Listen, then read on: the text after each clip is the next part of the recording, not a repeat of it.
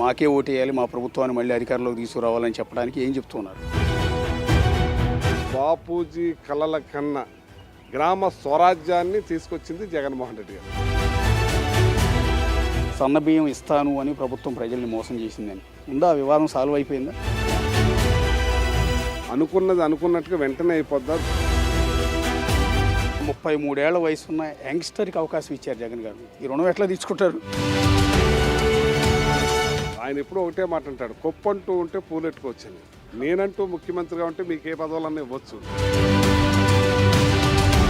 మిగిలిన వాళ్ళేమో సీట్లే గల్లంత అవుతుంటే మీకు మాత్రం ఒకే ఫ్యామిలీ 2 సీట్లు వస్తున్నాయి. ఈ ఏడుపు ఎక్కడైనా కనిపించట్లా? ఎవరు ఏడ్చినా ఎవరు ఏం చేసినా నా జీవితం జగన్మోహన్ రెడ్డి గారికి అంకితం.